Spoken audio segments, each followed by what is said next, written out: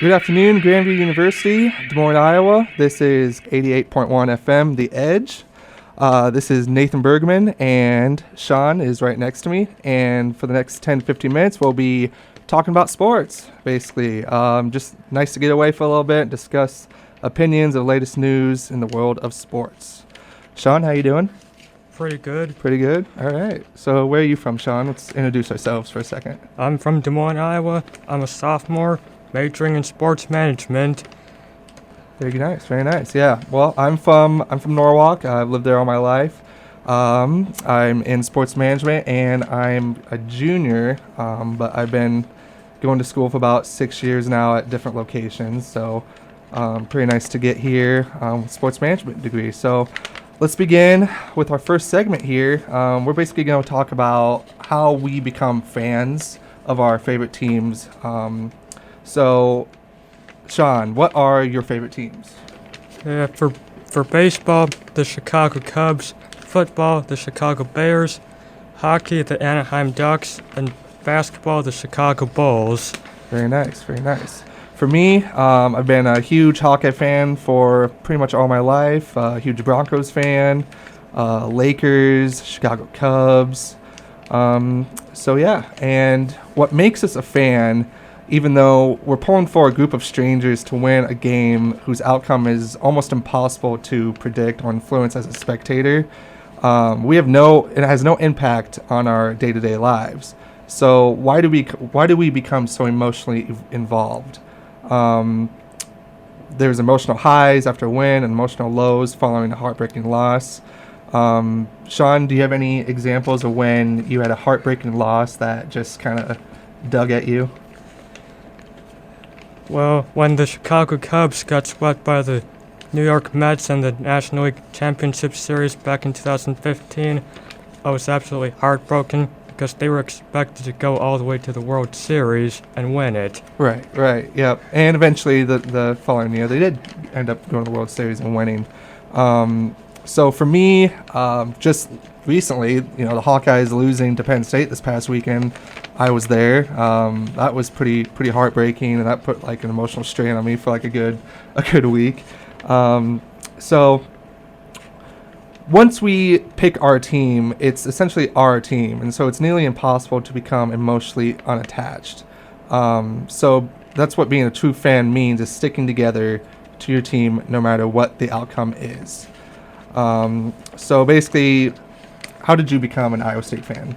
I became an Iowa State fan because most of my family's from Ames and went to Iowa State themselves and or are Cyclone fans as well.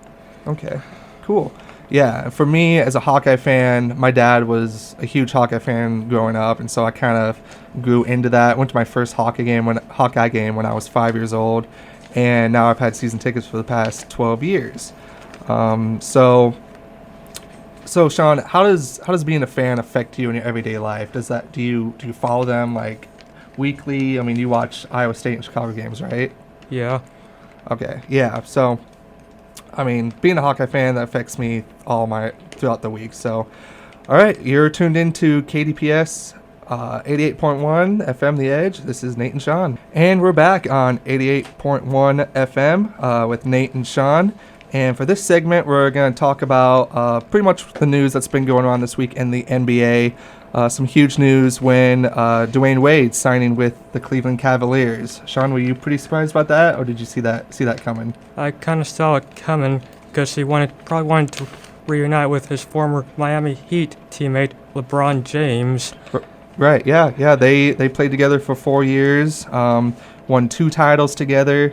And I remember back then, that was like 2010 when they joined forces. I hated LeBron. I hated Dwayne Wade. I hated the Miami Heat. But for some reason, them in Cleveland kind of feels right. It's almost like it's meant to be, pretty much. But it's pretty interesting that Dwayne Wade goes to Cleveland. He only spent one year with Chicago. He was bought out for $23.8 million. He left $8 million in Chicago. He signs with the Cavs for $2.3 million. Like I said, he joins LeBron James. Also on Cleveland, you have Derrick Rose, Isaiah Thomas. Kevin Love, Tristan Thompson, and then former Iowa native Kyle Korver. So now with the Cleveland Cavaliers pretty much set, you have Westbrook, Paul George, Carmelo Anthony in Oklahoma City. Houston has Chris Paul, James Harden. The Warriors still have Curry, Thompson, Durant, and Draymond Green. So Sean asked this question: do you think Golden State will repeat this year? Who stands in their way? Well, looking back, I think the best chance for the Warriors to not win would be the Cavaliers for coming back to the finals again.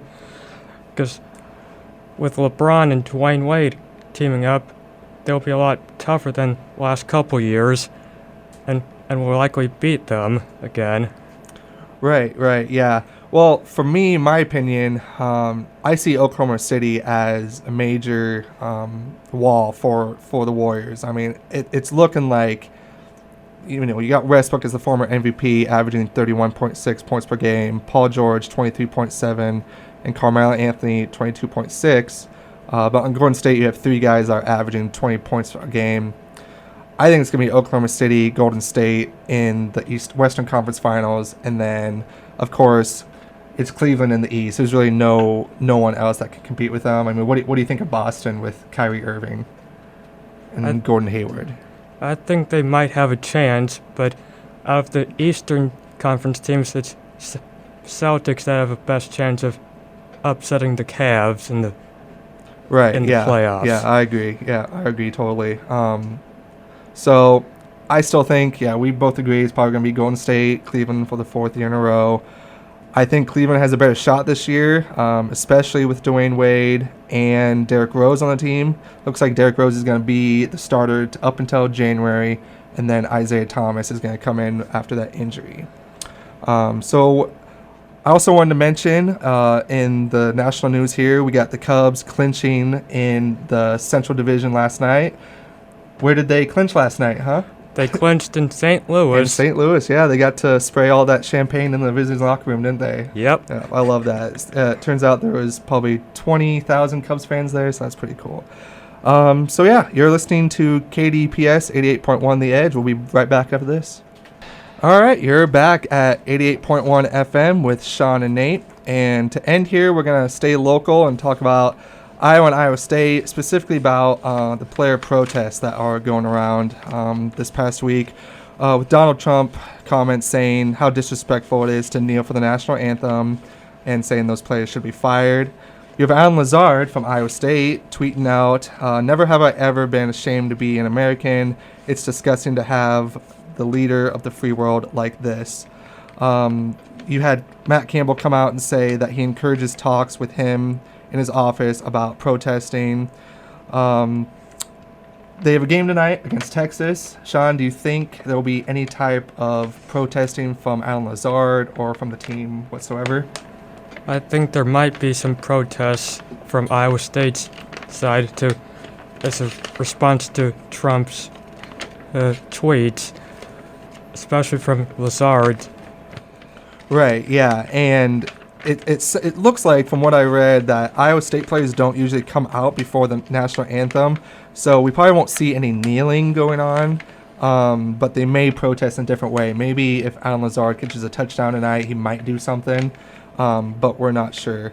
Over on the Iowa side, you have Kurt Ferentz saying that he wants to focus more on team unity if a player wants to protest. He wants to discuss alternate ways to get the point across. So on team unity, Sean, do you think this player protesting, whether in the NFL or any other team, do you think that takes away from the team focus, team unity, or do you think it just divides up? I think it kind of takes away from the team unity because it's more focused on other topics rather than this game itself. Right, yeah, I totally agree. And that's why I think this national anthem protesting is divisive in a team locker room. I mean, you have Alejandro Villanueva of the Steelers coming out of the tunnel for the national anthem. Turns out his team was behind him in the tunnel. It sounds like that they discussed as a team. They want 100% commitment. But Villanueva only talked to the team leaders about what he was going to do. And so the rest of the team didn't really know that he was going to be standing in front of the tunnel like that. So you have some of his players maybe disagreeing with what he did. But, I mean, it's America. We have our different beliefs, and in the team locker room, it's still America, and we still have our own beliefs. So how do you think Iowa State's going to fare tonight against Texas? I think it'll be a close game with Iowa State coming out on top, probably 24-21 in overtime, because they're improving significantly against a struggling Texas team.